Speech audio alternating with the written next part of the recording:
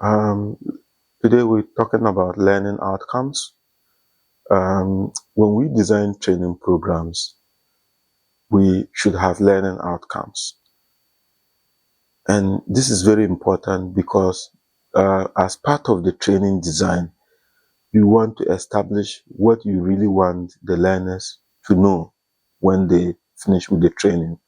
So your learning outcomes can cover knowledge that you want them to have, and it could also cover skill acquisition.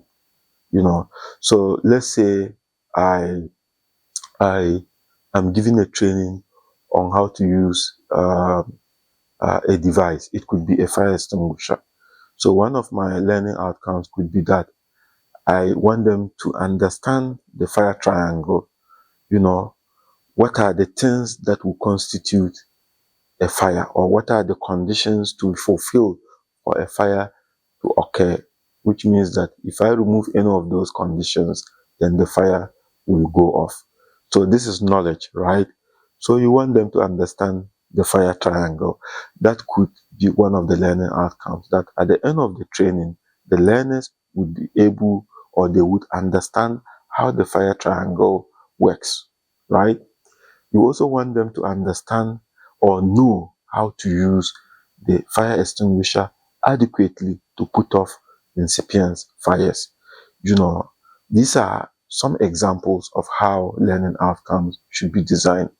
So when you have learning outcomes stated in your training program or designed as part of the training program, that become a baseline to determine at the end of the training whether the training has been effective or not. Because at the end of the training, you're going to check whether the learning outcomes were met.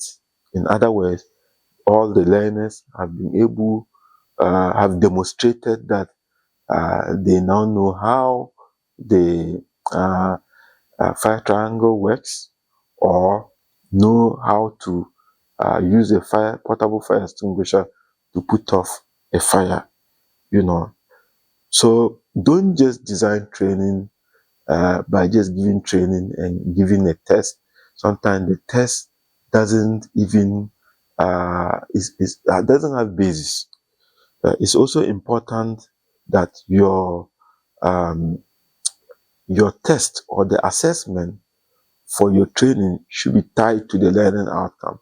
So if I want the workers or the learners, to know the fire triangle, it means there must be questions around the fire triangle, so that if they answer well, then you know that they've gained that knowledge. But if they don't, then you know that the training objective has not been fulfilled because one of the learning outcome is not met. Now, the practical aspect, how to use the fire extinguisher. So this kind of skill has to be demonstrated, and the learner or the trainer observe with a sheet to score. So during the observation, if the learner is not able to put off the fire repeatedly properly, then it means that that learning outcome has also not been fulfilled, and there need to be arrangement for the learner to fulfill those requirements. If not, the learner cannot be classified as competent, right? Or the training cannot be classified as effective.